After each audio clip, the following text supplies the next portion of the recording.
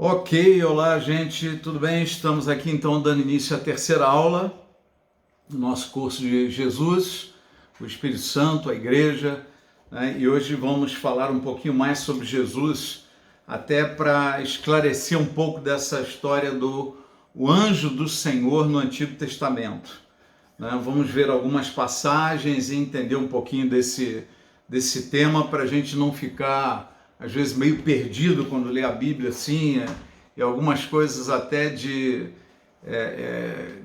que o homem não pode ver a face de Deus, senão vai morrer, né? Mas muitos viram e não morreram. Então, como é que funciona isso? O que a Bíblia nos abre com mais clareza sobre esse assunto, né?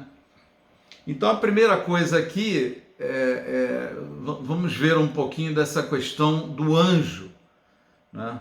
O anjo, quando a gente fala de uma teofania ou cristofania, né?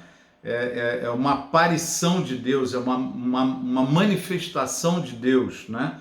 Teo é Deus e fania é o aparecer, é uma aparição, tá? E cristofania é uma aparição de Cristo, tá? Então essas teofanias do Antigo Testamento, né? Como é que são, o que a gente pode absorver um pouquinho delas e que utilidade tem para nós isso daí, tá? Então a primeira coisa é que quando você fala de um anjo, né, é uma transliteração da palavra angelos, a gente vai ver aqui para frente, tá? Que quer dizer mensageiro. Tá? Então muitas vezes a gente fala anjo, não, anjo é um ser e tal, assim assado, mas muitas vezes na Bíblia o anjo está apenas se referindo ao mensageiro, né? Então tem diversas passagens na Bíblia, por exemplo, João Batista em algum momento ele é chamado desse mesmo angelos, né? É o mesmo significado. Por exemplo, nas cartas do Apocalipse, né? Ao anjo da igreja de Éfeso, ao anjo, é o mensageiro, o líder da igreja, aquele que Deus levantou para ministrar para essa igreja e tudo para aquela igreja. Então você tem essa questão do anjo, muitas vezes ele é apenas um mensageiro, pode ser um homem, né? É um enviado do Senhor, pode ser um anjo, pode ser o Senhor Jesus, tá?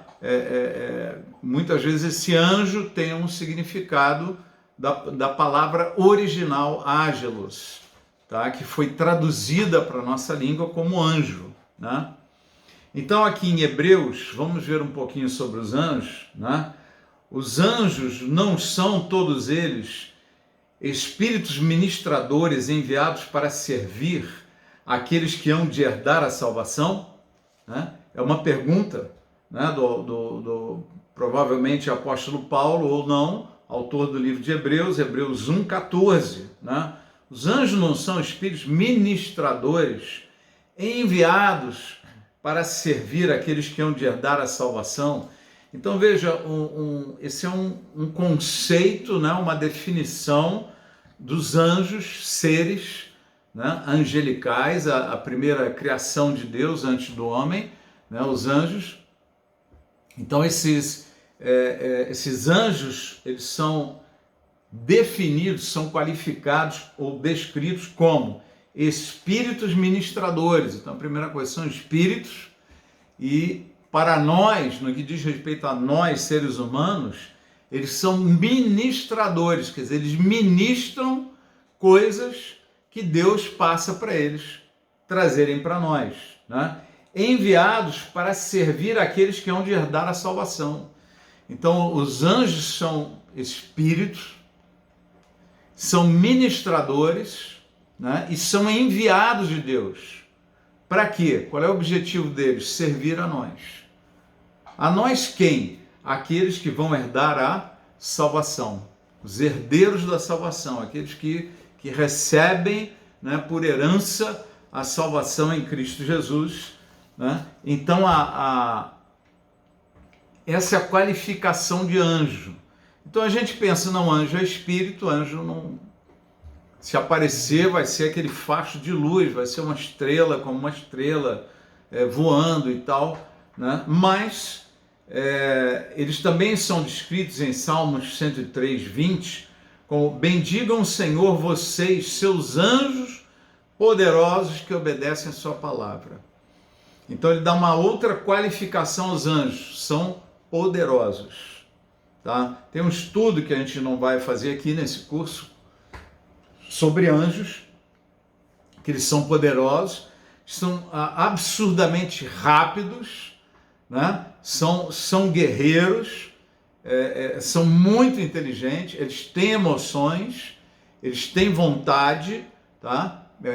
Tanto que um terço se rebelou, né? Foi junto com o diabo lá, então eles tiveram o arbítrio também, tá? E esses que estão com o Senhor não caem mais, quer dizer, não tem mais queda para a vida deles. Tá? Então já houve vamos dizer, eles não são mais corruptíveis, né? Esses anjos que estão na presença de Deus. Agora, curiosamente, na mesma epístola de Hebreus, que a gente leu sobre espíritos ministradores, ele diz assim, em Hebreus 13, 2, não se esqueçam da hospitalidade. Foi praticando-a que, sem o saber, alguns acolheram, ou em outra tradução, hospedaram anjos. Então alguém hospedou uma pessoa pensando que era um homem, um ser humano, e na realidade era um anjo. Então o anjo é um espírito, mas esse anjo também pode assumir uma forma humana e ser confundido com o ser humano, visualmente idêntico ao ser humano, em termos de luminosidade, de tom, de cor, semelhante a um homem, né? Ao ponto de que eu já conheço várias histórias de pessoas, tem uma que eu sempre me recordo, né? É um pastor que estava em Brasília e ele fazia um teste de Cooper lá num determinado local, e uma pessoa grudou nele, ficou conversando e tal, e perguntou, e aí, como é que está o ministério, como é que está a sua vida e tal? Não, está assim e tal, estamos com um trabalho aí com menores abandonados, estamos fazendo um trabalho. Aí ele falou, Deus se agrada disso. E aí continuaram caminhando, ele comentou outras coisas e tal, falou, Deus se agrada disso também, e Deus se agrada disso. Eles foram conversando e o anjo, a pessoa falando com ele. Até o momento que ela chegou, eles terminaram, né? E esse pastor falou, bom, eu tenho que parar por aqui. Aí o anjo falou, né? Ele falou alguma coisa, se despedindo e sumiu assim, desapareceu na frente dele, né? Foi um flash. E aí ele entendeu que ele estava conversando com o anjo, né? Então, uma figura que pode assumir a semelhança humana, a gente vai ver aqui várias passagens sobre isso, né? Narrando situações assim, e que servem de instrução para nós. Porque, veja, por que existem os anjos, né? Qual a razão de ser dos anjos para nós, seres humanos, né? Eles são espíritos ministradores enviados para servir. E não é para nos servir para o nosso... manda um anjo aqui para me trazer um prato de comida, não. É servir dentro dos propósitos de Deus, nos guardar numa situação de perigo, nos proteger, né? A palavra de Deus diz que os anjos do Senhor acampam ao redor daqueles que o temem. Então há uma presença de anjos. E muitas vezes nós podemos ter visto anjos sem saber que eram anjos. Estavam ali nos guardando, né? No início do Evangelho, entrando no Brasil, né? Pastores protestantes, né? Eram reconhecidos desta forma naquela época, e eles entravam e tinham uma reação católica muito grande, obviamente, dentro de uma faceta católica não cristã, né? Que não existem cristãos no catolicismo, não estamos aqui, né, pontuando dessa forma, mas sempre tem aqueles desvios e tal, e eles contratavam jagunços para matar, né, esses pastores que iam aí pelo interior, pelo norte, nordeste, tudo principalmente. E tem uma história que chegou para mim com muita clareza, mas eu ouvi muitas outras, de que foram lá para matar, criaram uma emboscada, e aí não mataram. Por que não mataram? Vocês tinham que ter matado aquele homem e tal. Não matamos, ele estava com dois sujeitos enormes, extremamente armados junto com ele. Ele tinha seguranças armados ali, a gente ia morrer. E não tinha segurança nenhuma, né? A segurança eram anjos de Deus, que se tornaram visíveis para aqueles que iam cometer aquele ato. Então, há uma ação de Deus nas nossas vidas através de anjos, né? Nós não temos, nesse momento, que criar amizade com anjo nenhum, né? A nossa relação é com o Pai, é totalmente voltada para Deus, Pai, Filho e Espírito Santo, né? E não é para entrar em papos daqui e dali com anjos, que foi indo por esse caminho que muitos entraram em falsas adorações, né? Então a gente vai ver um pouquinho sobre esse tema agora, tá? E vamos aprofundar. Por exemplo, em Daniel 10:5, olha que interessante. O primeiro olhar de Daniel, ele fala assim: olhei para cima e diante de mim estava um homem, vestido de linho, com um cinto de ouro puríssimo na cintura. Seu corpo era como berilo, o rosto como relâmpago, os olhos como tochas acesas, os braços e pernas como reflexo do bronze polido, e a sua voz era como bronze de uma multidão. Então Daniel, né, na realidade está vendo um anjo. Essa é uma visão que lembra a visão que João teve de Jesus, né? Mas aqui ele se identifica como anjo, e Daniel teve essa visão, mas a primeira coisa que ele cita é o quê? Um homem. Eu vi um homem. Se você visse alguém vestido com um cinto de ouro puríssimo na cintura, de linho, corpo como berilo, rosto como relâmpago, você viu alguém com rosto como relâmpago, os olhos como tochas acesas, braços e pernas como bronze polido, refletindo, né? Você diria que é como homem? Você não fala que é como homem. Então a primeira visão que ele teve foi a forma de um homem. Mas quando ele, quer dizer, esse homem foi se revelando, ele foi enxergando, olha, é muito mais do que um homem, né? É um mensageiro, é um ángelos, que está aqui no parágrafo seguinte, né? Tá marcado aqui, ángelos, é a palavra grega, tá? Que quer dizer, foi transliterada, né? Que é como aquelas palavras que vêm do inglês, né? Que a gente acaba falando em português e depois ela vira uma palavra na língua portuguesa que a gente começa a usar porque ela é muito parecida, é uma transliteração, né, de uma palavra que originalmente não tinha nada a ver com a nossa língua, tá? Então, ángelos é uma palavra grega que, pela similaridade de pronúncia, foi traduzida aqui, ou transliterada, para anjo, né? E a gente entende, então, o ángelos não como mensageiro enviado, mas como anjo, um ser espiritual. Só que o texto bíblico, muitas vezes, vai usar esse ángelos como mensageiro. É usado ângelos para homens de Deus, como os líderes das 7 igrejas do Apocalipse, João Batista, né? Você tem uma dúzia de circunstâncias em que aparece, né, essa referência se tratando de homens. E também você vai encontrar, muitas vezes, o termo do Antigo Testamento chamado o anjo do Senhor. O anjo do Senhor, que começa se apresentando como anjo do Senhor e, de repente, o anjo do Senhor é Jeová, né? E é Deus, e é Elohim. Tá? Coisa que a gente abriu esse assunto aí na semana passada, mas agora a gente vai aprofundar ele um pouco mais. E perceba que coisa interessante, o Antigo Testamento tinha inúmeras referências ao anjo do Senhor.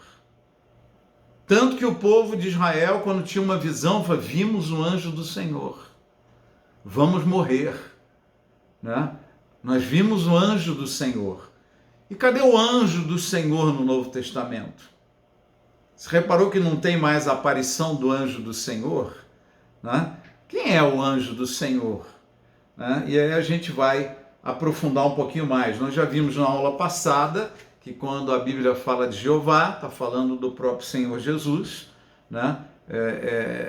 Às vezes também falando de Elohim, está se referindo a Jesus, embora Elohim tenha o significado plural de Deus, que é El, né? E Elohim é o plural. Então, na criação, né? Criou Elohim os céus e a terra, né? O Pai, o Filho e o Espírito Santo participaram dessa criação, né? Disse Elohim, façamos o homem a nossa imagem e semelhança. Nossa quem? Pai, Filho e Espírito Santo. Quer dizer, os três têm a mesma imagem, né? Aparentemente é tão diferente, mas façamos o homem a nossa imagem. Pai, Filho e Espírito Santo. Né? Por isso que o homem, o homem tem essa tricotonia, né? Que quer dizer o quê? Corpo, alma e espírito, né? O homem também tem três componentes e nesses três formam um, né? Você é uma só pessoa, mas você tem corpo, alma e espírito, né? E a Bíblia diz que a palavra de Deus, somente a palavra de Deus consegue discernir ou dividir alma e espírito, né? A morte separa o corpo da alma e do espírito, mas a palavra consegue dividir o que é da alma, são emoções, são os sentimentos, é a nossa vontade, é o nosso ego, né? E são os nossos pensamentos, é a nossa mente. Tá? E o espírito é aquela parte de nós que abre essa relação com Deus, né? Essa percepção de Deus, esse sentir de Deus. Vai além do racional, vai além da alma, né? Esse mover do espírito. Que não é um tema para esse curso especificamente, mas a gente vai dando umas pinceladas, é bom, né? Até para quem não fez e entendendo, e para quem já fez, só para ter uma lembrança. Tá? Então vamos ali no quadradinho abaixo, João 1,18. Ninguém jamais viu a Deus. Nós estamos no Novo Testamento. Jesus já ressuscitou, certo? E esse evangelho foi escrito. E esse evangelho foi escrito da seguinte forma: ninguém jamais viu a Deus, mas o Deus unigênito, que depois se tornou primogênito, que está junto do Pai, ou em outras traduções, estava no seio do Pai, o tornou conhecido. Então, quem é que revela Deus Pai? É o Filho. Tá? A Epístola aos Hebreus fala que Deus muitas vezes nos falou através dos profetas e tal, mas nesses últimos dias Ele tem nos falado através do seu Filho. E depois ele vai descrevendo e fala que o Filho é a expressão exata do Pai, né? E Jesus, ele também assume essa posição, né? Quando ele diz em João 6,46, ninguém viu o Pai. Ele repete, ninguém jamais viu a Deus, em 1,18, e no 6,46 ele torna mais claro. Ninguém viu o Pai, a não ser aquele que vem de Deus. Somente ele viu o Pai. Ele está falando dele mesmo, Jesus, né? Somente Jesus viu o Pai. Ninguém mais viu o Pai. Tá? Então esse é um princípio. Em cima de um princípio, você cria ou processa uma compreensão, tá? Ou uma teologia, né? Que é o quê? Que todas as aparições, entre parênteses, teofanias, do Antigo Testamento, todas as aparições do Antigo Testamento, nós estamos falando da segunda pessoa da Trindade.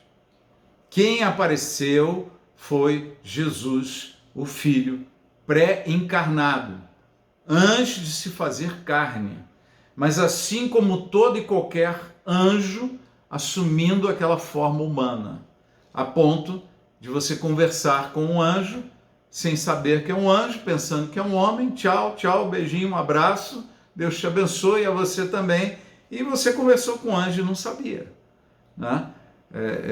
Ou um anjo até agora eu tenho dúvidas sobre. Eu estava estacionando o carro nesses dias, aí apareceu um cara assim do nada, era um local ermo aqui dentro do condomínio e não tinha ninguém. O cara apareceu do nada com um pote lá, colocou do lado da roda do meu carro, assim, do lado da porta, né? Com orquídeas lindas, orquídeas brancas. E um pote lindo. Mas eu não reparei, achei, e ele falou assim para mim, eu não queria jogar fora, então eu vou deixar aqui, alguém vem pegar.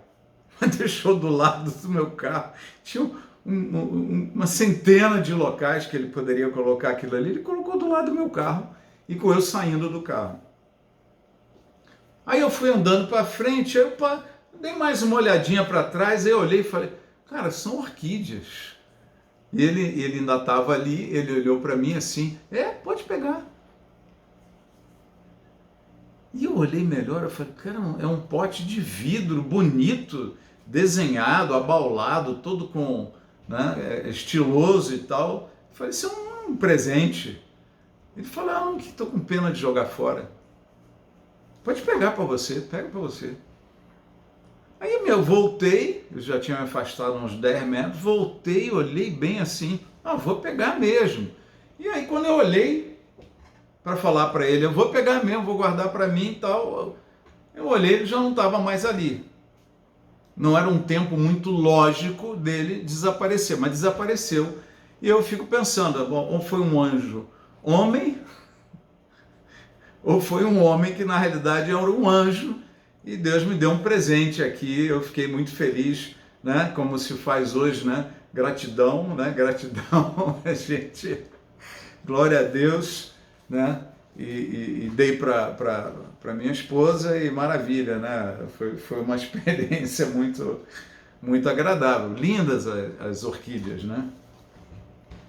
Bom, então, dentro dessa conotação que a gente está aprofundando, nós vamos ver várias outras passagens, tá? Ainda no final da página 14, tem uma passagem muito curiosa, muito interessante, chega a ser estranha, né? Êxodo 31, de 11 até 23. O Senhor falava com Moisés face a face.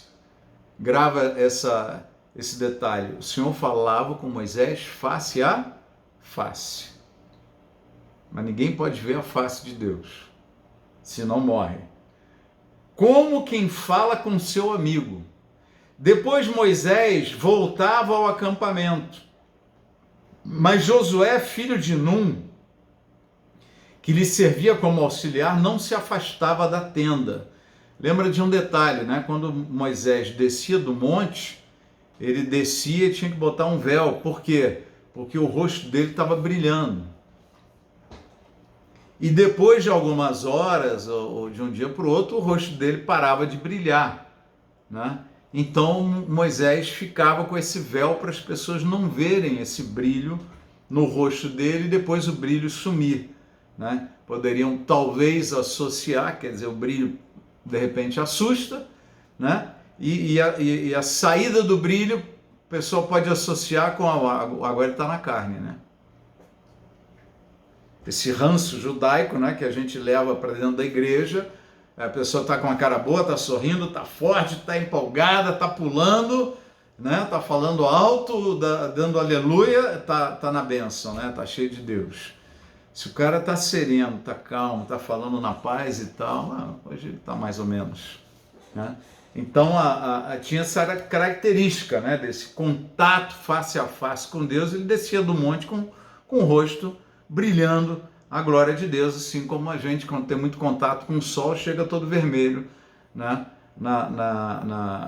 para se encontrar depois com outras pessoas. Então disse Moisés, no verso 18, peço-te que me mostres a tua glória. Então ele via o Senhor face a face, como quem conversa com um amigo. E de repente ele fala para o Senhor, peço que você me mostre a tua glória. Ou seja, eles conversavam face a face, mas ele não estava vendo a glória de Deus. Nem a glória de Jesus, como foi no Monte da Transfiguração, em que os discípulos, os três que estavam acompanhando Jesus, Pedro, Tiago e João, viram a transfiguração de Jesus, Elias e Moisés, conforme a Bíblia nos relata, identificando esses três, Jesus, Elias e Moisés, eles, os três transfigurados, brilhando, e Pedro ficou tão confuso, perguntou, vamos fazer uma tenda para cada um, o que é para fazer e tal. A gente fica até meio perdido nessas horas. No verso 22, o Senhor responde, quando a minha glória passar, eu o colocarei numa fenda da rocha e o cobrirei com a minha mão, até que eu tenha acabado de passar. Então tirarei a minha mão e você verá as minhas costas, mas a minha face ninguém poderá ver. Então a questão aqui, quer dizer, o Senhor, que a gente já deixou bem claro, estamos falando de Jesus. Ninguém jamais viu a Deus. Ninguém viu o Pai, certo? Mas viram o Filho. Moisés conversava com ele face a face. Mas ele é como que não mostrava a sua glória para Moisés durante essas conversas. E Moisés pediu para ver, eu quero ver a tua glória. Me mostra a tua glória. E aí o Senhor responde para ele, olha, eu vou passar, e a minha face você não pode ver. E eu vou colocar você numa fenda da rocha. Quando a minha glória passar, eu o colocarei numa fenda da rocha e o cobrirei com a minha mão até que eu tenha acabado de passar. Então tirarei a minha mão e você verá as minhas costas, mas a minha face ninguém poderá ver. Volta para o versículo 11. O Senhor falava com Moisés face a face.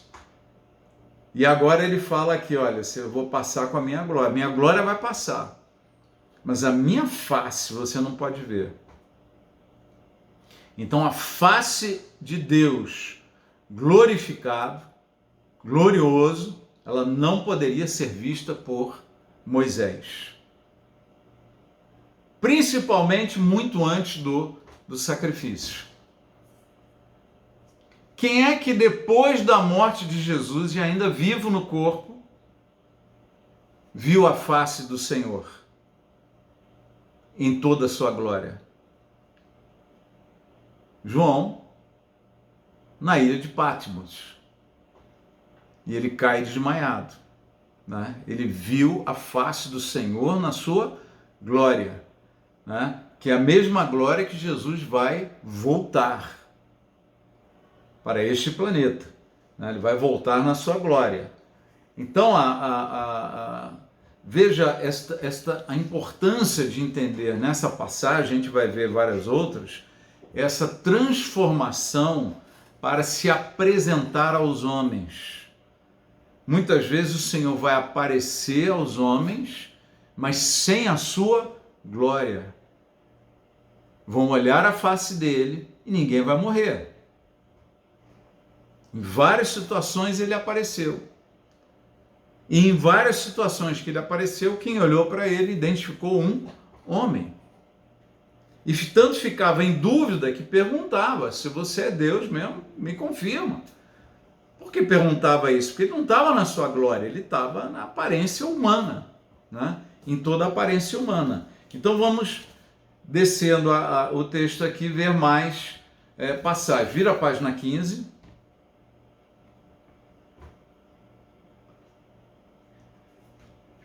Em Mateus 3, antes de entrar nessas passagens todas, vou abrir um parênteses para uma coisa muito interessante da triunidade, né?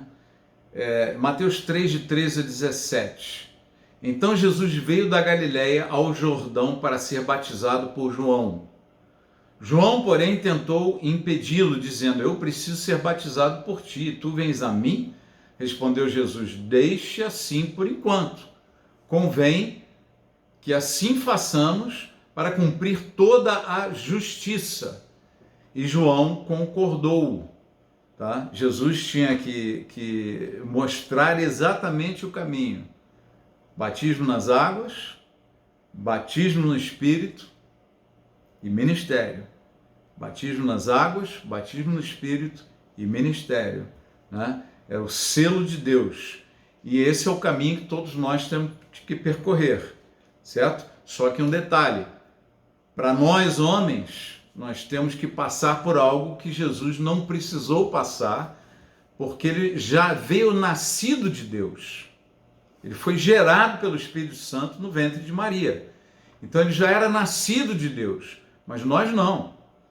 Então a primeira coisa na sequência da conversão é o novo nascimento. Nós temos que nascer de novo, passamos pelas águas e após o passar pelas águas, o batismo no Espírito Santo. Tá? Então os discípulos, por exemplo, né, quando é que eles nasceram de novo? Após a ressurreição de Jesus, eles podiam nascer de novo. O nascer de novo, ele joga o Espírito Santo dentro de nós. A gente vai aprofundar isso daqui mais para frente. Joga o Espírito de Deus dentro de nós. Tá? O novo nascimento é o Espírito Santo em nós. Tá? O batismo no Espírito Santo é o Espírito Santo sobre nós. Então, quando é que os discípulos nasceram de novo? Tá? Nos dias que Jesus, após a sua ressurreição e antes da ascensão, ele esteve com os discípulos, apareceu para eles, se apresentou, conversaram muito, explicou, teve aquela conversa com Pedro. Em algum momento ele chega para os discípulos e fala, soprou sobre eles e disse, recebei o Espírito Santo. Naquele momento eles estavam nascendo de novo. Jesus já tinha morrido pelos pecados, o Espírito Santo já podia viver ou habitar dentro do homem, porque o sacrifício de Jesus, o sangue de Jesus já havia sido derramado e o perdão e remissão de pecados já tinha acontecido. Então, a partir daquele momento, o pecado que fazia separação entre Deus e os homens foi rompido, conforme na morte de Jesus, o véu do templo se rasgou de cima a baixo, abrindo o acesso, né, de Deus para nós, Santíssimo Lugar entrando em nós, e nós entrando no Santíssimo Lugar. Tá? Foi rompido o véu, né? Mas num ato de Deus, ele rompeu do alto para baixo, não de baixo para cima. Então, naquele momento, os discípulos já poderiam receber o Espírito Santo. E Jesus sopra sobre eles e diz, recebei o Espírito Santo. Aqueles a quem vocês perdoarem os pecados, serão perdoados. Aqueles a quem vocês retiverem os pecados serão retidos. Então ele dá essa autoridade no novo nascimento. Tá? É o Espírito Santo em nós. Eu nasci de novo, o Espírito Santo agora está dentro de mim. Ele gerou uma nova criatura, ele veio habitar no meu espírito, como é ensinado em várias das epístolas do Novo Testamento. Né? E como Jesus falou com Nicodemos no Evangelho de João, quem não nascer de novo não pode ver o reino de Deus. Importa-vos nascer de novo. Tá?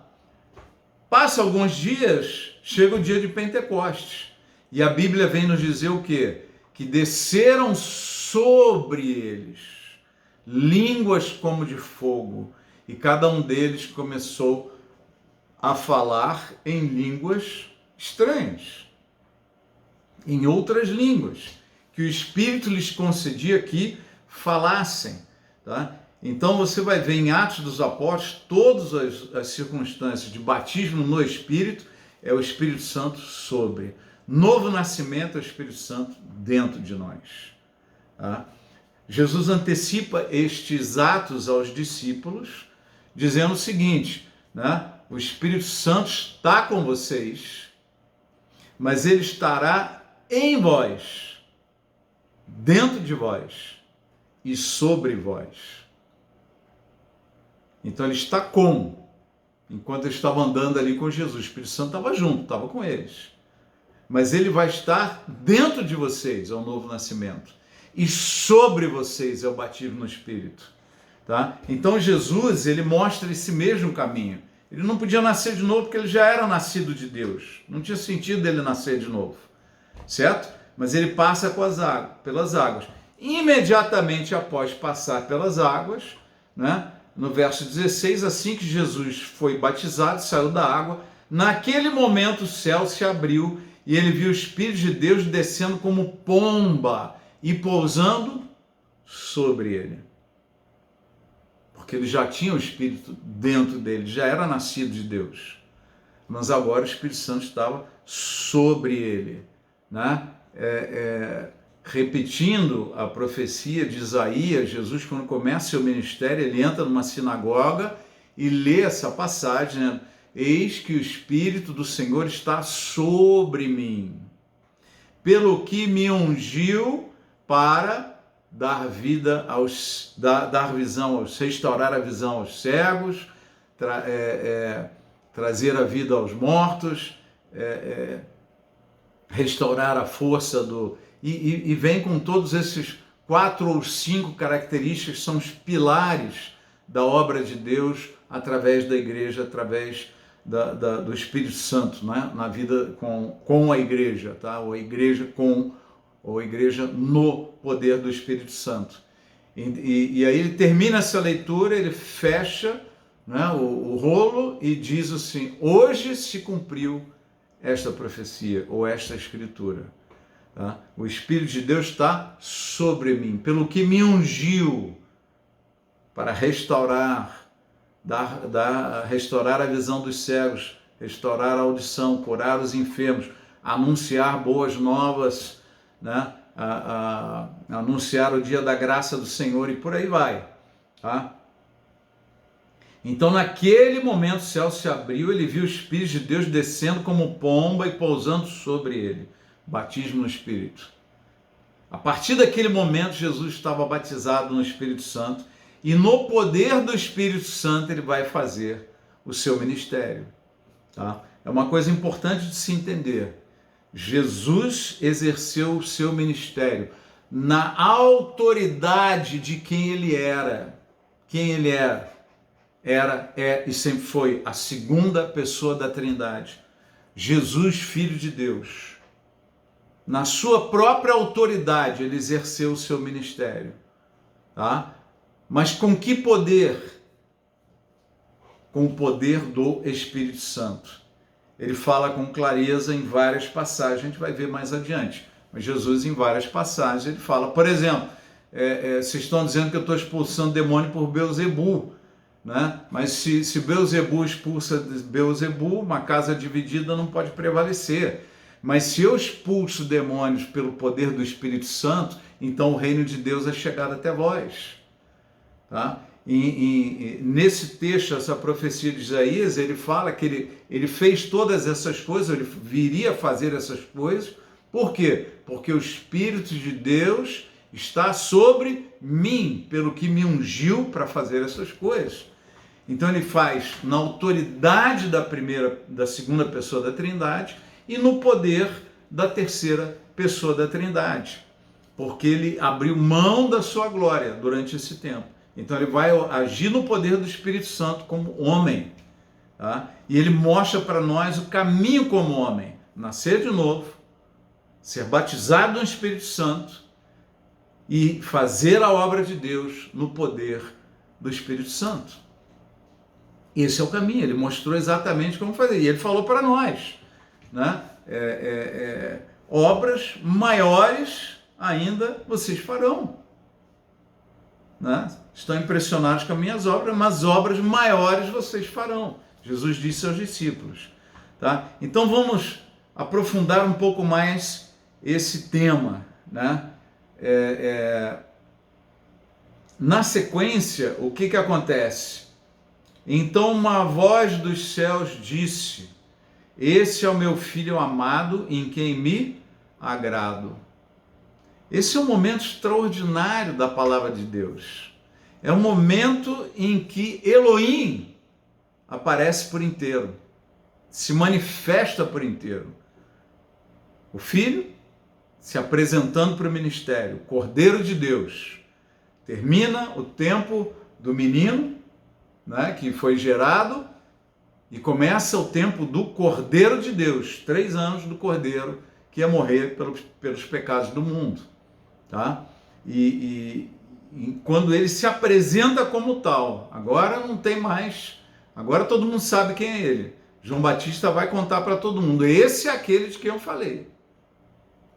Nesse momento, né, o que acontece? O Espírito Santo vem e sela, eu estou aqui também. Eu estou nessa. Né? E o céu se abre e o Pai fala, este é o meu Filho amado, em quem me agrado. O Pai declara, este é o meu Filho. Ele ainda ia começar o ministério, mas o Pai já o identificou. Esse é o meu Filho, ele não vai virar meu filho, ele é o meu Filho amado, em quem eu me agrado.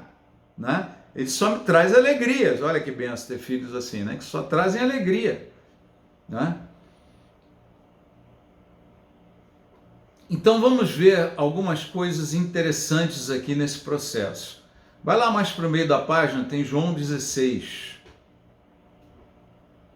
verso 7. Mas eu lhes afirmo que é para o bem de vocês que eu vou. Se eu não for, o conselheiro não virá para vocês. Mas se eu for, eu o enviarei. Aí é importante entender essa sequência de enviar. Quem envia quem? Quem envia quem em Elohim?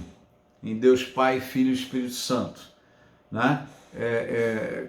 Quando Davi reproduz, né, esta conversa, esse concílio do Pai, do Filho e do Espírito Santo, né, em que eles falam, a quem enviarei? Quem há de ir por nós? Pai, Filho e Espírito Santo. E Jesus vai e se apresenta e diz, envia-me a mim, eis-me aqui, Senhor. Né? Envia-me a mim. Então, quem é que enviou o Filho? Foi o Pai. O Filho, no Antigo Testamento, era chamado de Jeová, de anjo do Senhor. O anjo é o mensageiro enviado por Deus. Ele era o anjo do Senhor. Tem uma denominação que acaba confundindo isso, entende que Miguel, né, que é um arcanjo, é um ser espiritual, não é Deus, nunca foi Deus e nunca será. Ele é um anjo, um dos principais. Né? Alguns entendem que ele era Jesus. Né? E não tem nada a ver uma coisa com a outra. O Senhor é o Senhor. Tá? O Senhor é o Senhor. Quando ele entrar em campo de batalha, ele não vai ter uma batalha, ele vai, com o sopro de sua boca, ele vai destruir tudo. Né? Vai destruir toda a resistência do inimigo. Então entenda essa sequência de envios. Deus Pai envia Deus Filho Jesus. Quem é que aparece mais no Antigo Testamento? Aparece em termos de ação, de decisão, de coisa. Toda hora Deus Pai está enviando o anjo. Jesus é como um anjo, enviado de Deus Pai. Olha, fala o que eu estou mandando aí. Fala aqui, ministra isso, ministra aquilo. Né? O anjo do Senhor foi para lá. Até o momento que quem há de ir por nós? Jesus se fez carne e foi. Mas quem é que enviou ele? Foi o Pai. Jesus, em diversos momentos, ele repete isso. Né? Não fui eu que vim, foi o Pai que me enviou. E eu digo tudo aquilo que meu Pai disse para eu falar. As palavras que eu vos digo são as palavras que eu recebi de meu Pai. Né? Ele me enviou para vocês. Então há uma sequência. O Pai envia o Filho. E aqui nesse texto de João 16, 7, Jesus está dizendo o seguinte, mas eu lhes afirmo que era para o bem de vocês que eu vou. Eu vou para onde? Vou de volta para o Pai. Se eu não for, o conselheiro, o Espírito Santo, não virá para vocês. Mas se eu for, eu o enviarei. Então Jesus volta para o Pai e envia o Espírito Santo. Então olha nesse quadrinho a sequência. Primeiro Deus Pai envia Jesus. Aí Jesus tem essa ação toda, ele é o centro das ações, né, em todo esse momento dos 4 evangelhos. É Jesus. E depois Jesus volta para o Pai, quem é que entra em ação em Atos dos Apóstolos? É o Espírito Santo. Ok? No Antigo Testamento, Deus Pai, enviando sempre o Filho. Nos Evangelhos, no início do Novo Testamento, é Jesus, a segunda pessoa da Trindade, é ele que aparece o tempo todo. Tá? E, num terceiro momento, quem é que é vamos dizer, o figurante principal da Trindade? Então, Deus é um, mas a manifestação dele é mais forte do Pai no Antigo, é mais forte Jesus nos Evangelhos, e em Atos dos Apóstolos se manifesta o Espírito Santo. A ação é da igreja com o Espírito Santo, esse mover do Espírito, essa ação do Espírito aqui dentro do planeta. Tá? Então é importante entender essa sequência da ação de Deus, dos envios. O Pai envia o Filho envia o Espírito. Tá? E a obra de Deus vai seguindo assim. Em Gênesis 16, de 7 a 14, a partir do verso 7, o anjo do Senhor encontrou Agar. Lembra Agar? Era escrava, né, de Abraão, né, até o momento que a esposa de Abraão fala, olha, vai ter o filho com Agar. Né? Mas depois, quando nasce Isaac, né, Ismael, que era filho de Agar, era mais velho, começa a oprimir Isaac e tal, e Abraão e a esposa vem falar com Abraão, e Abraão fala com Deus, e Deus fala... aliás, antes de ter essa conversa, né, de liberar eles, tem um momento que Agar foge. E a criança era muito nova. E aí, o que acontece? Vamos ler o texto todo. No verso 8, né, o anjo do Senhor encontrou Agar perto de uma fonte no deserto, no caminho de Sur. E perguntou-lhe, Agar, serva de Sarai, de onde você vem, para onde vai? Respondeu ela. Esse é um momento, aqui antes de Isaac, antes dessa situação. Quando tem essa situação é para ir mesmo. E Deus dá sustento e provisão para Agar. Mas nesse momento não era para ela sair. Só que ela estava sendo oprimida por Sarai, que ainda não tinha se tornado Sara. Né? Respondeu ela, estou fugindo de Sarai, a minha senhora. Disse-lhe então o anjo do Senhor, volte a sua senhora e sujeite-se a ela. Disse mais o anjo, multiplicarei tanto os seus descendentes que ninguém os poderá contar. Olha a frase. Quem é que vai multiplicar a descendência? Algum anjo pode fazer isso? Os seres espirituais, ministradores? Não. O anjo, se fosse um dos anjos aqui, estaria dizendo o quê? Né? O Senhor vai multiplicar a sua descendência. Mas aqui ele está dizendo o seguinte, multiplicarei tanto os seus descendentes que ninguém os poderá contar. Disse-lhe ainda o anjo do Senhor, você está grávida e terá um filho, e lhe dará o nome de Ismael, porque o Senhor a ouviu em seu sofrimento. Ele será como jumento selvagem, sua mão será contra todos, e a mão de todos contra ele. Ele viverá em hostilidade contra todos seus irmãos. É a descrição da descendência de Ismael até os dias de hoje. Eles brigam com todo mundo briga com eles, eles brigam entre si. São aqueles povos árabes ali, não todos são ismaelitas, mas boa parte deles são a descendência de Ismael. Tá? E aí, este foi o nome que ela deu ao Senhor que lhe havia falado, tu és o Deus que me vê. Tá? Nos originais, né? Tem a tradução que virou um dos nomes de Deus, né? É o Deus que me vê. Né? Pois dissera, teria eu visto aquele que me vê? Por isso o poço que fica entre Cádiz e Bered foi chamado de Beer Lai Roi. Tá? Então veja aqui, quem é que está aqui nessa aparição? Né? É o anjo do Senhor. Tá? E quem é o anjo do Senhor? Quem é aquele que Deus envia e que fala como se fosse Deus? Quem é aquele que Deus envia e que fala, eu multiplicarei tantos seus descendentes que ninguém os poderá contar? Quem é esse que fala como se fosse Deus? Né? Esse é o Senhor Jesus. Começa a ficar claro? O anjo do Senhor é o Senhor Jesus, é o enviado do Senhor.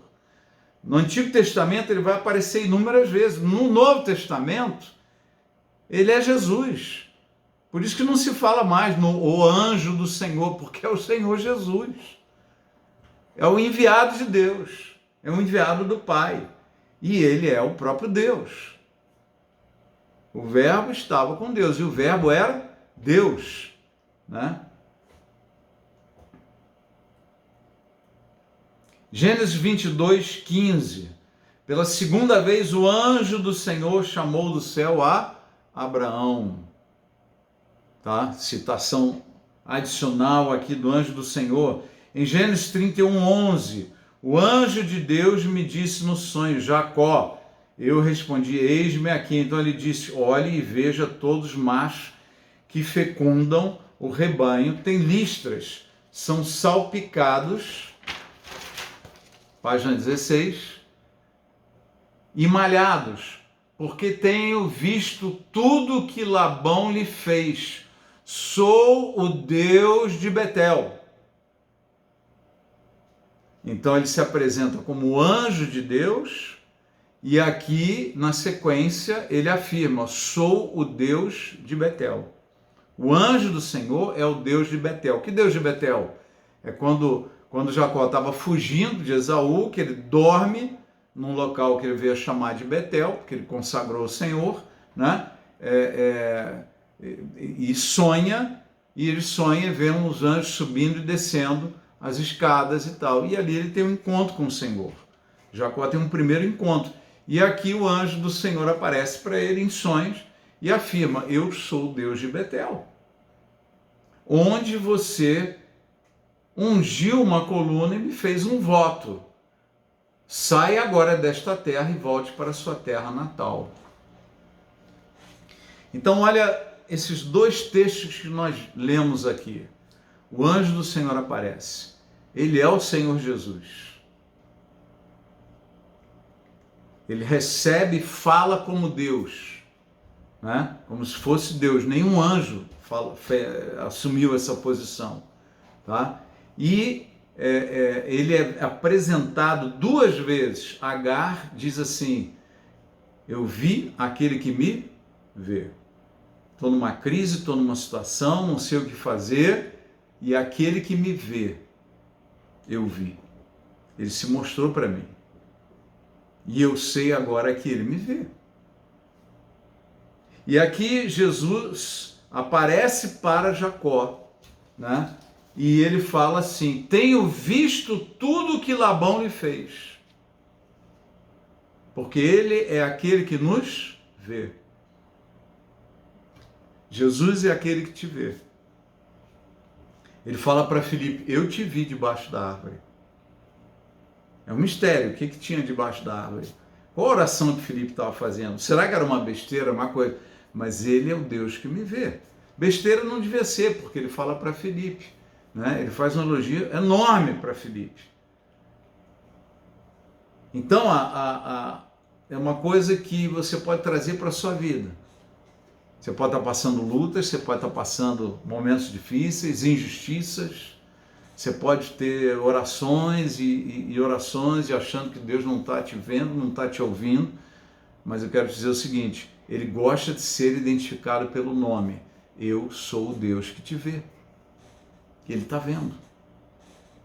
Ele está vendo tudo. Em algum momento ele vai aparecer para você e vai te dar uma direção, como ele deu para Agar. Agar, volta para tua casa. Ou vai aparecer como apareceu para Jacó, dizendo: Jacó, volta para tua terra. E aí entra uma outra coisa que a gente tem procurado ministrar com frequência aqui. Tudo que acontece nas nossas vidas é para o nosso bem, de acordo com o propósito do Senhor. De acordo com seus propósitos, é isso que o texto diz. Todas as coisas cooperam para o bem daqueles que amam a Deus, de acordo com o seu propósito. Não é o nosso propósito, é o propósito de Deus. Era o propósito de Deus que Agar saísse fora naquele momento? Não. Então Deus empurra Agar para o propósito de Deus para a vida de Agar. Era propósito de Deus que Jacó continuasse lá, fora da terra da promessa? Não. Ele deveria ir para a terra da promessa. Porque ele era o patriarca, ele era o eleito. O descendente de Abraão que herdou a promessa. Então, Deus empurra ele de volta para onde? Para o propósito. Muitas coisas que acontecem na minha vida e na tua vida, Deus está vendo, e Deus age, e Deus vai te empurrar para o propósito que Ele tem para você. Entende isso? Guarda isso no seu coração, isso é a palavra de Deus. É a palavra profética de Deus para a tua vida. Deus te empurra para o seu propósito. Circunstâncias aparecem, momentos, crises, a direção de Deus vai te jogar para o propósito de Deus para a tua vida. Pode parecer estranho, pode parecer confuso, mas é para lá que as circunstâncias vão te empurrar. Confia, descansa, tenha paz no coração, porque é para lá que Ele vai te levar, para o propósito dele para a sua vida. E mas que propósito é esse? A vontade de Deus é boa, agradável e perfeita. A vontade de Deus é boa, agradável e perfeita. Descansa nessa vontade. Amém? Nesta passagem aqui, ele se apresenta como o anjo de Elohim. E depois, no verso 13, quando ele fala, sou o Deus de Betel, ele fala, sou o Elohim de Betel. Eu sou o Elohim de Betel. Tá? Então o Pai, Filho e Espírito Santo têm toda a liberdade para se auto-chamarem de Elohim, porque os três são um, mesmo que estejam se manifestando separadamente em alguns momentos. Os três são um. Tá? Juízes 6, de 11 a 24, vamos ler aqui juntos. Então o anjo do Senhor veio e sentou-se sobre a grande árvore de Ofrá, que pertencia ao Abiezrita. Joás, Gideão, filho de Joás, estava malhando trigo num tanque de prensar uvas para escondê-lo dos midianitas. Então o anjo do Senhor apareceu a Gideão.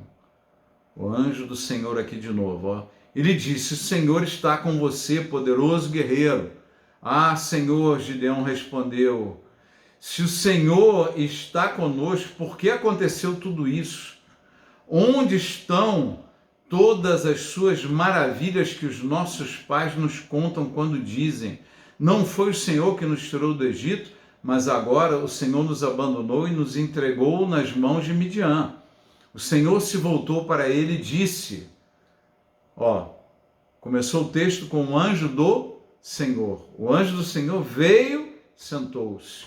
O anjo do Senhor apareceu a Gideão e ele disse, e aí a conversa seguiu, e o texto seguinte, no verso 14, o Senhor se voltou para ele e lhe disse, e o Senhor aqui é Jeová.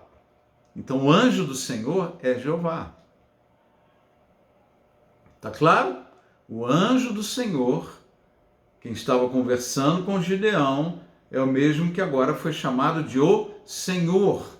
Jeová se voltou para ele e disse, com a força que você tem, vai libertar Israel das mãos de Midian. Não sou eu quem o está enviando.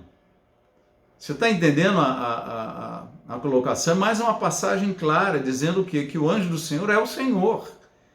E ele está enviando. Mas quem é esse Senhor? Se ninguém viu o Pai, é o próprio Senhor Jesus. Ninguém nunca viu o Pai. Então quem é que está aparecendo aqui? É Jesus. O anjo do Senhor, Jeová, é Jesus. O anjo do Senhor é Senhor. Tá? E ele diz assim: eu estou enviando. O anjo não pode enviar um homem. Quem envia o homem é o Senhor.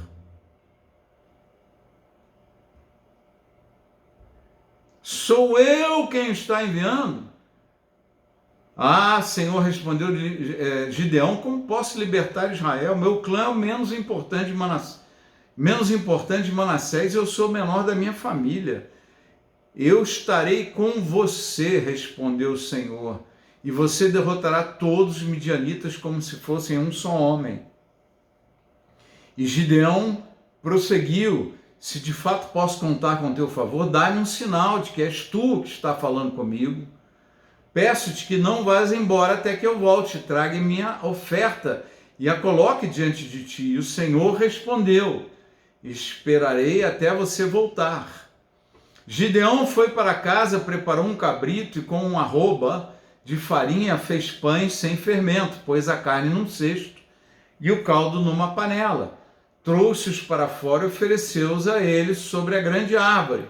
E o anjo de Deus lhe disse: apanhe a carne e os pães sem fermento. Você vê, ele chama de anjo do Senhor, anjo de Deus, Senhor, né? E o texto agora fala: o anjo de Deus lhe disse: apanhe a carne e os pães sem fermento, ponha-os sobre esta rocha e derrame o caldo. Gideão assim o fez. Com a ponta do cajado que estava em sua mão, o anjo do Senhor tocou a carne e os pães sem fermento.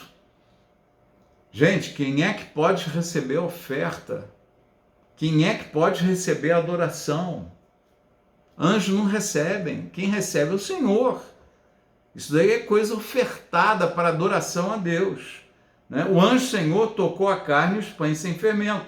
Fogo subiu da rocha, consumindo a carne e os pães. E o anjo do Senhor desapareceu. Quando Gideão viu que era o anjo do Senhor, porque para Gideão era um homem.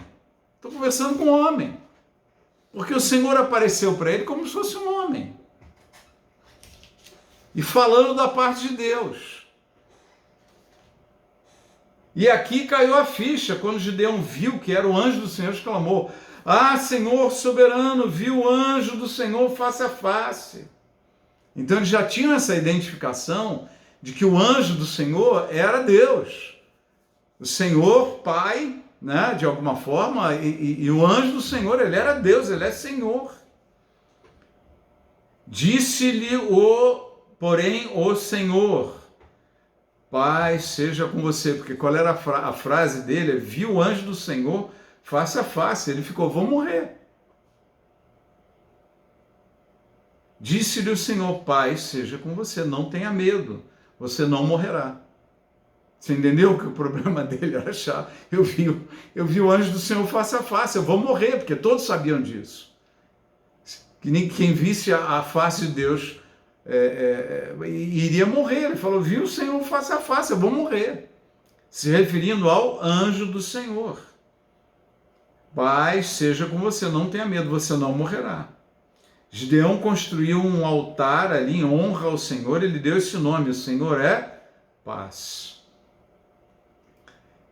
Que no original, Jeová Shalom. Ele dá esse nome para Deus, Jeová Shalom. Deus é paz, o Senhor é paz. Jeová Shalom, Senhor paz. Né? Então é Deus se revelando como paz. Olha, calma, eu estou com você, rapaz. Eu estou com você, tenha paz, você não vai morrer não. Ninguém vai morrer por estar comigo. Ninguém vai morrer por ser meu amigo. Fique tranquilo, a minha bênção está sobre a tua vida. Né? Isso é uma palavra de Deus para nós. É Jesus se manifestando no Antigo Testamento. O Senhor é paz, fica calmo, não tenha medo. Não tenha medo. Não tenha medo. Olhe para mim mais uma vez. Não tenha Medo. Aí nós vamos para um outro texto. Juízes 13, de 1 a 25. Eu gosto de dar o curso assim, Bíblia, palavra. A gente se acostume com os termos da Bíblia, com as ancoragens bíblicas, com as promessas bíblicas. Porque isso é o que Deus deu para nós, né?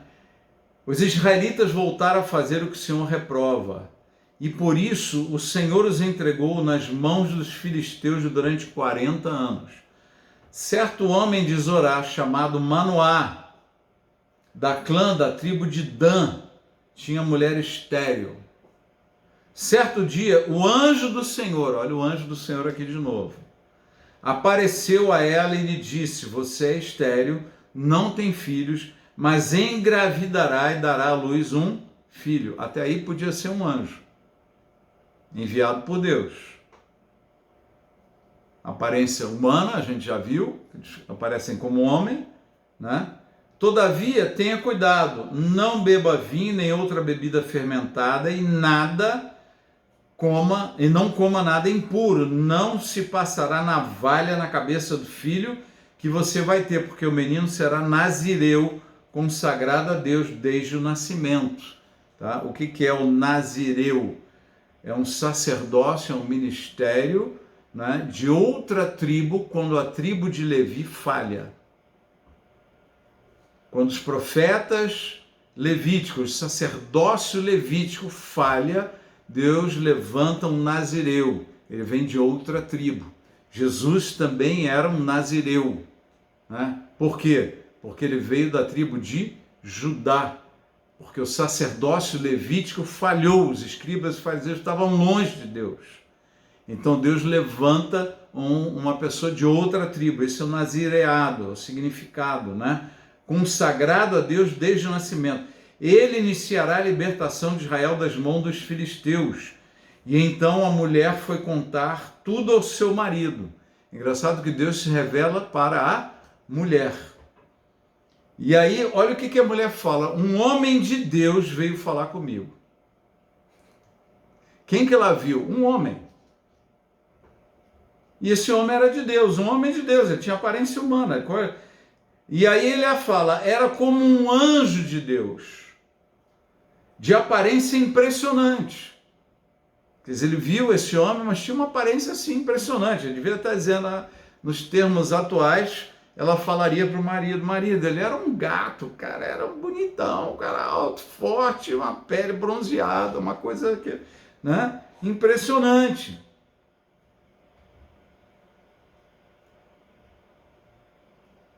Não lhe perguntei de onde tinha vindo e ele não me disse o seu nome, mas ele me assegurou, você engravidará e dará à luz um filho. Todavia não beba vinho nem outra bebida fermentada, não coma nada impuro, porque o menino será nazireu, consagrado a Deus desde o nascimento até o dia de sua morte.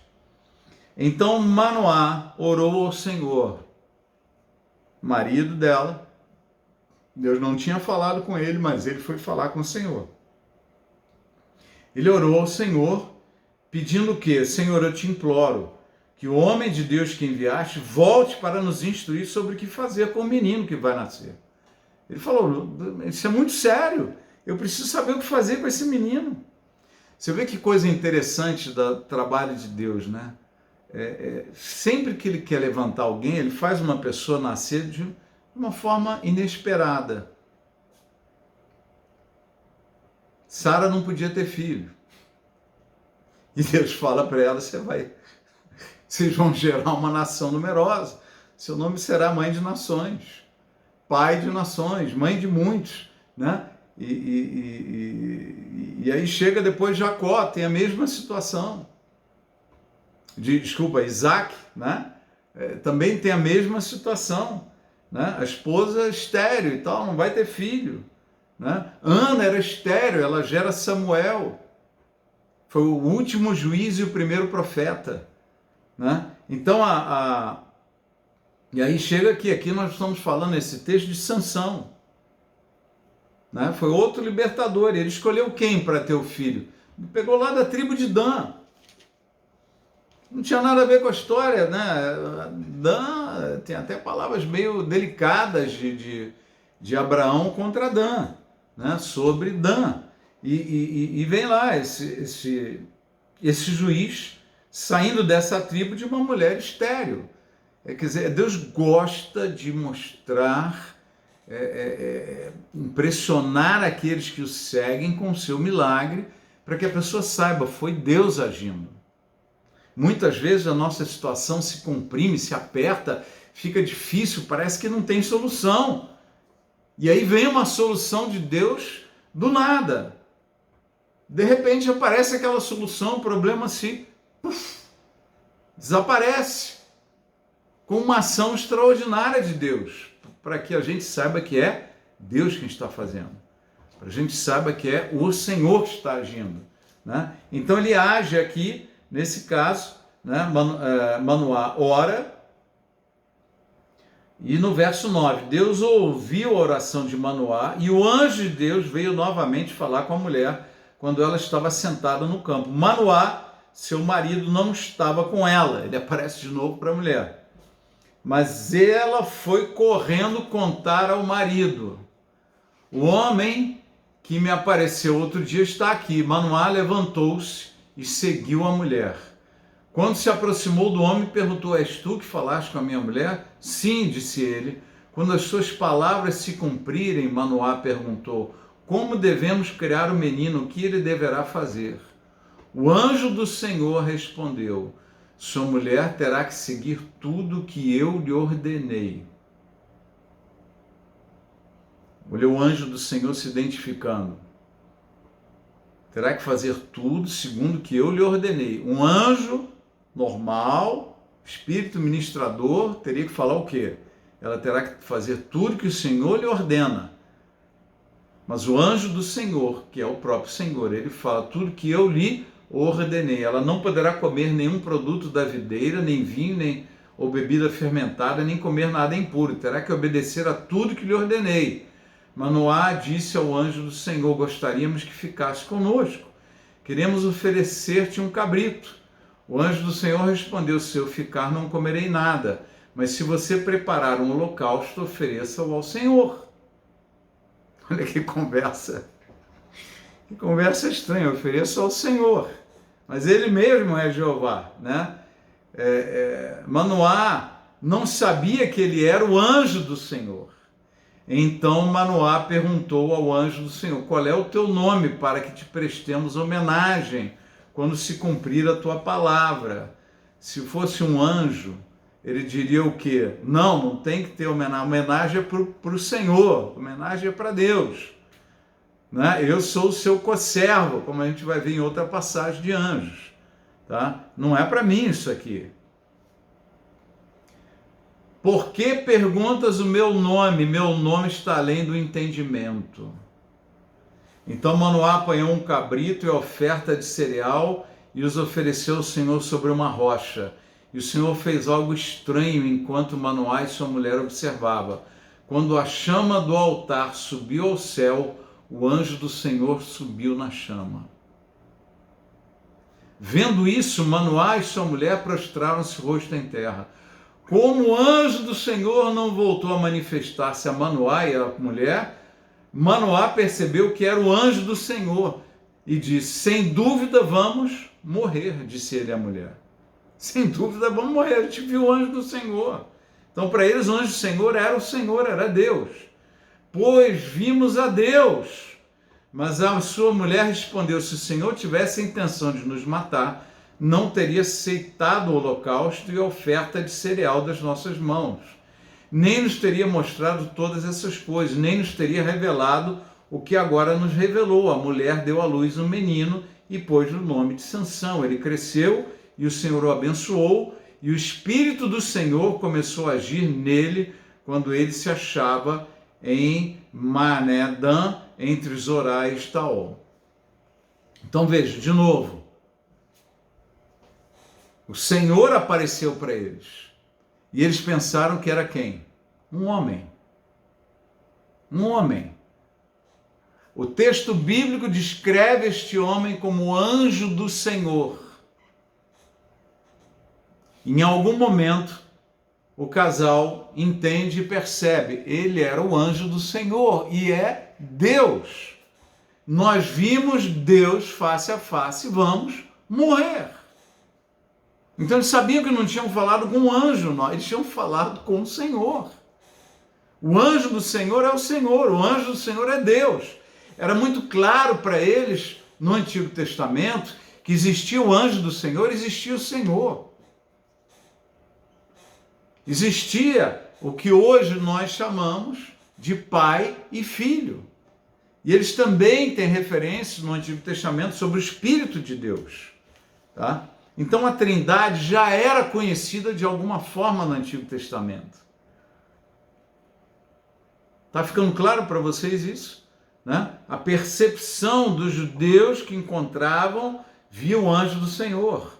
Tá? Êxodo 23, 20, eis que envia um anjo à frente de vocês para protegê-los por todo o caminho e fazê-los chegar ao lugar que preparei.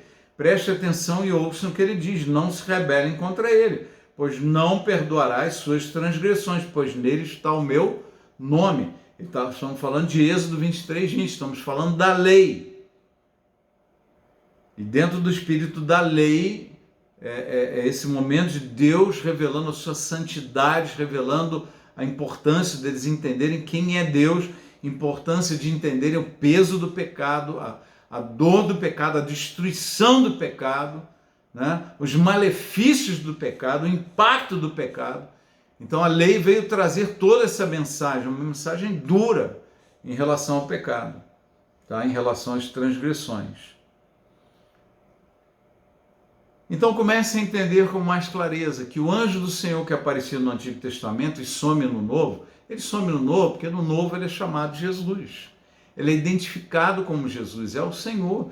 Ele se fez carne, ele viveu entre nós, ele morreu e ressuscitou. Ele se fez homem e será homem para sempre. Mas ele voltou a receber toda a glória que ele tinha desde o início da criação. Ele ora para o Pai, dizendo, Pai, agora devolve a glória que eu tinha quando estava contigo. Né? Então ele é restituído na plenitude da sua glória, né? Da qual ele abriu mão para estar entre nós. Mas ele nunca abriu mão da sua identidade.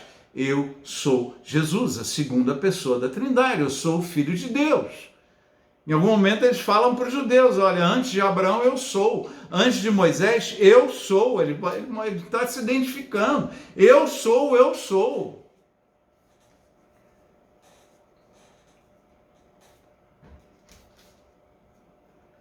Então em João 10, 30, aqui, enquadrado aqui no meio da página 17, eu e o Pai somos um. É tão profunda essa frase, eu e o Pai somos um. Você vai ver frases na Bíblia, nos profetas do Antigo Testamento, em que Deus está falando, parece que é o Pai falando do Filho, e de repente é o Filho que está falando, e é o Espírito Santo, e daqui a pouco é o Pai e o Espírito Santo falando do Filho. É uma coisa impressionante, porque existe um mistério. Eu e o Pai somos um. E quem me vê a mim, vê aquele que me enviou. Lembra a gente falou? O Pai envia o Filho e o Filho envia o Espírito Santo. O Espírito Santo veio para lembrar todas as coisas que o Filho falou. E o Pai falou aquilo que o Pai disse para o Filho falar. Quem me viu a mim, viu o Pai. João 10, 30, João 12, 45 e João 14, 9. A plena identificação de Jesus. Você quer conhecer o Pai? Conheça a mim. Eu sou a expressão do Pai. E esse Jesus que a gente conheceu é o mesmo Jesus, o anjo do Senhor, o Jeová do Antigo Testamento. E aquela dureza toda do Antigo Testamento, mais especificamente do tempo da lei, né? Porque Abraão cometeu diversos erros e foi até o final, se tornou pai da fé. Muitos anos depois vem a lei através de Moisés. E qual era o objetivo da lei? Mostrar o peso do pecado.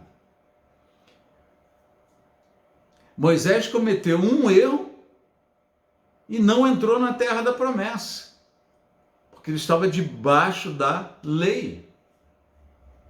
E Cristo veio morrer por nós para que nós não fiquemos mais debaixo da maldição da lei. Cristo nos resgatou da maldição da lei. Somos livres. Não somos mais guiados por Deus através de uma lei escrita, mas sim através de uma lei gravada pelo Espírito Santo nos nossos corações. Não é mais uma lei em tábuas de pedra, é a lei em tábuas de carne. Não somos mais regidos, guiados por preceitos, por regras, por leis. Nós somos guiados hoje por princípios que o Espírito de Deus passa para nós, que o Senhor Jesus passou para nós. Amar a Deus sobre todas as coisas, de toda a tua força, todo o teu entendimento, de toda a tua alma. Ame a Deus acima de todas as coisas. E ao próximo como a ti, como a si mesmo. Se você cumprir esses 2 mandamentos, você vai cumprir toda a lei e os profetas. Então Jesus está nos chamando para quê? Para sermos guiados por princípios. O apóstolo Paulo em Romanos 8 ele fala: todos os filhos de Deus são guiados pelo Espírito de Deus. Não somos guiados por preceitos da lei, nós somos guiados por princípios. E princípios da palavra de Deus debaixo da direção do Espírito Santo. O Espírito Santo não ensina coisas que são contra a palavra. E a palavra não será contra o agir do Espírito de Deus, porque eles são alinhados. A palavra é Jesus e o Espírito Santo, né, é Deus. Pai, Filho e Espírito Santo estão completamente alinhados. Lembra também a passagem de Gênesis, os capítulos 18 e 19, há muita coisa eu não coloquei aqui, mas aparecem para Abraão, né, o Senhor com 2 anjos, e fala do nascimento de Isaac, fala, Sara vai engravidar, Sara estava, coitada, né, com 90 anos, Abraão com 100 anos, ele falou: olha, Abraão, você vai ter filho. E eu vou ter filho agora? Vai. Sara vai ter filho? Vai. Né? E tiveram o filho Isaac, 1 ano depois. E o Senhor também falou para ela, para Abraão: olha, eu vou destruir Sodoma e Gomorra. O clamor contra eles chegou aos céus, né? Na primeira visita ele falou: vim visitar, e na segunda ele falou: vim destruir. E os anjos, os 2 anjos foram lá para destruir. E esses 2 anjos foram aqueles que fizeram aquele estrago todo, né? Acabaram com Sodoma e Gomorra, né? E a esposa de Ló, que olhou para trás, virou uma estátua de sal. Eram os 2 que estavam junto com Jesus na conversa com Abraão. E para Abraão eram 3 homens, mas ele sabia que era o Senhor. Mas visualmente eram 3 homens. Abraão viu Jesus face a face, mas ele não estava na sua glória. Então por isso ele viu e não morreu. A glória de Deus não matou ele.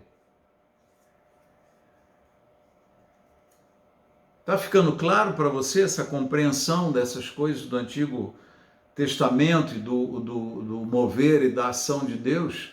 Era Jesus quem estava lá, era o anjo do Senhor e era Jesus quem estava lá conversando com Abraão e Sara.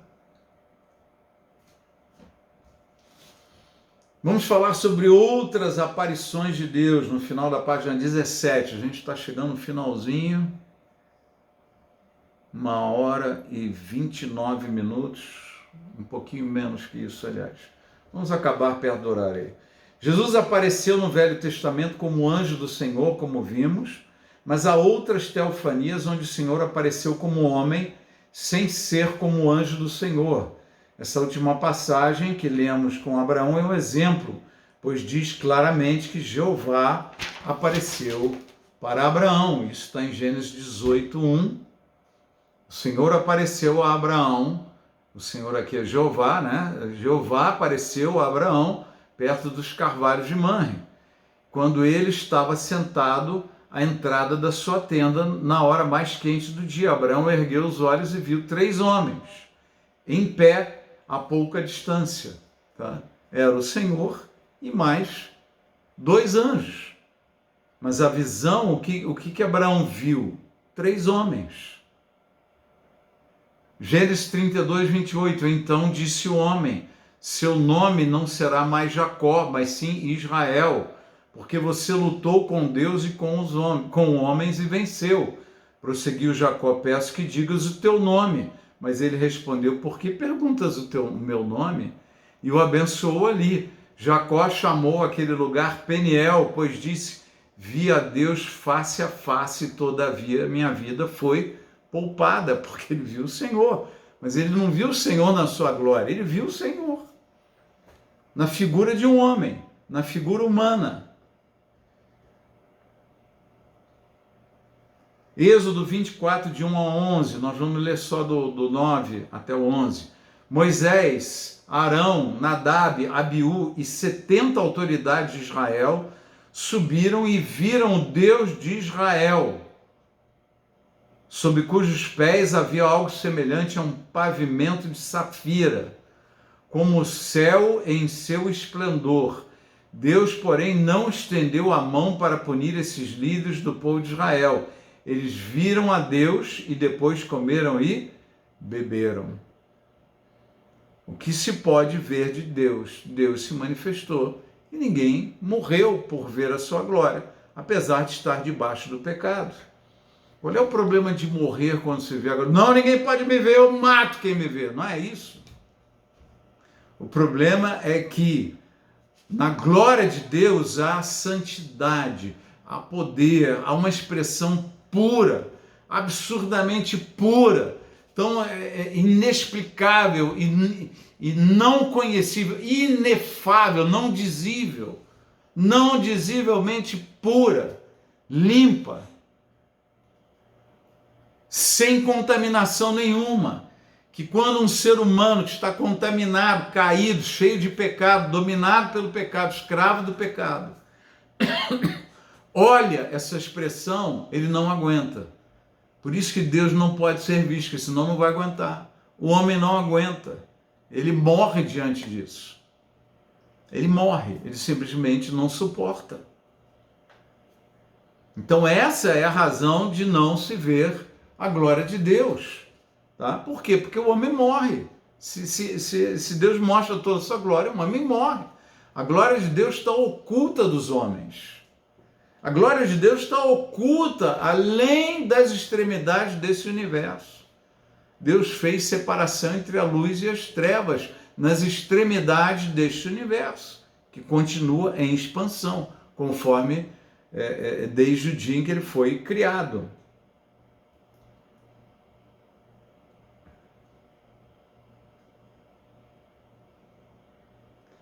Josué 5,13.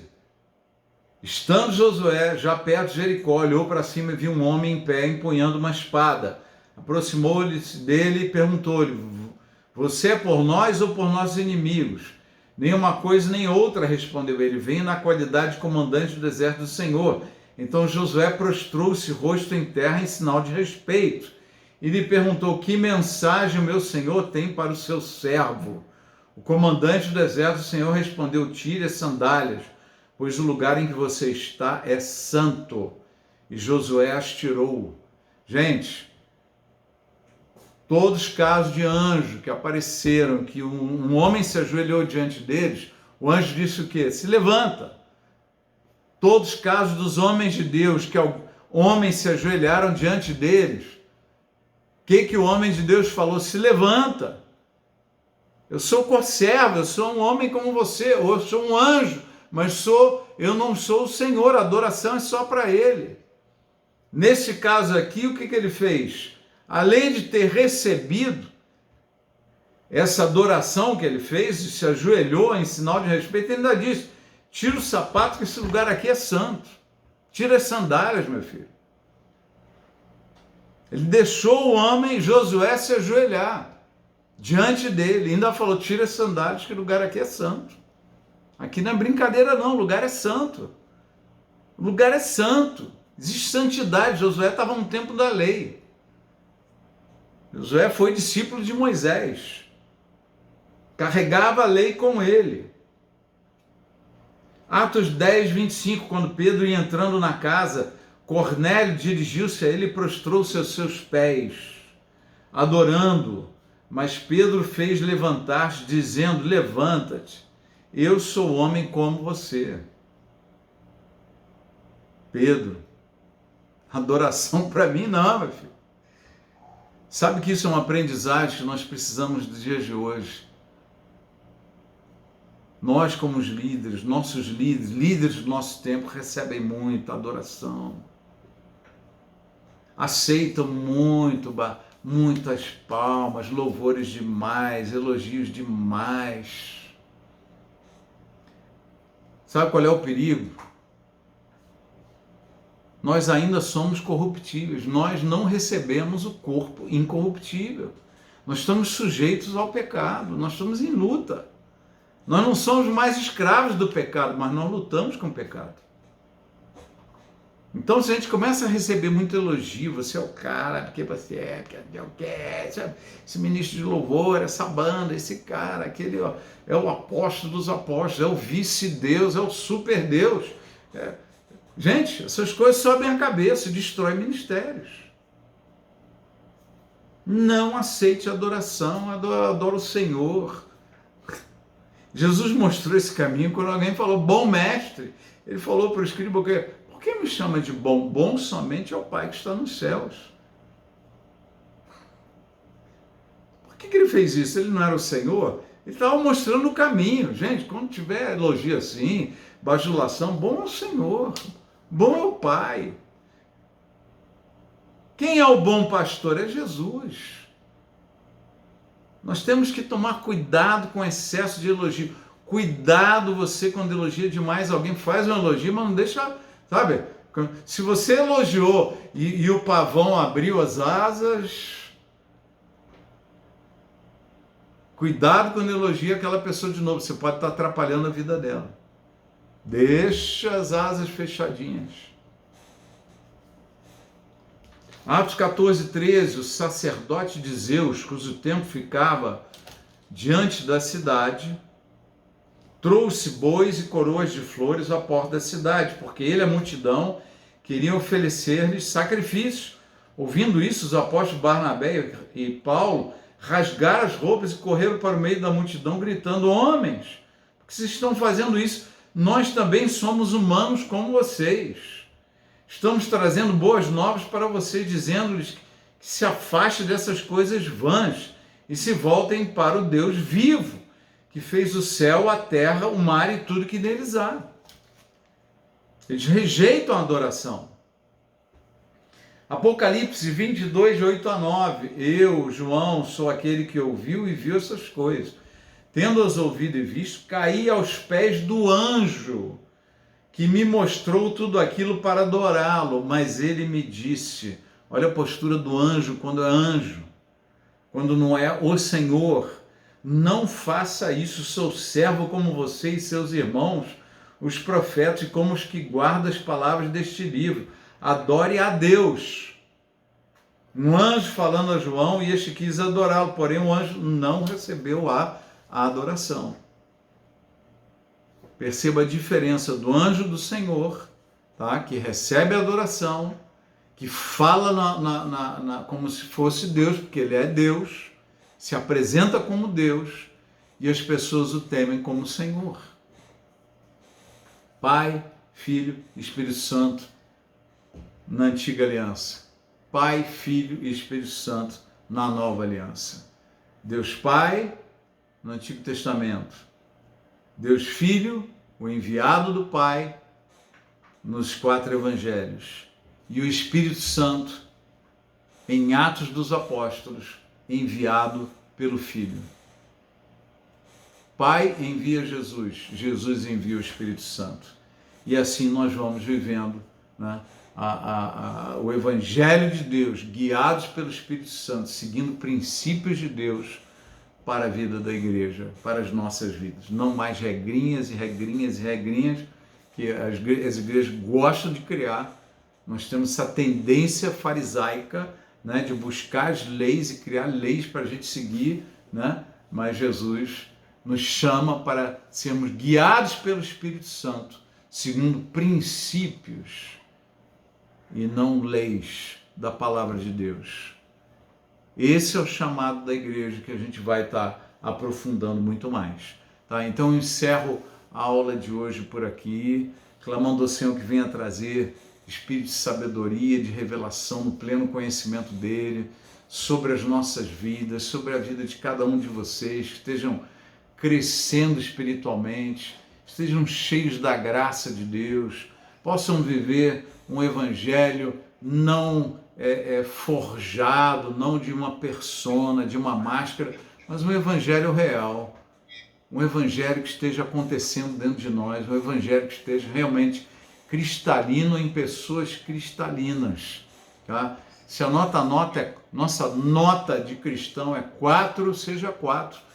Ande de acordo com aquilo que alcançou, como diz o apóstolo Paulo.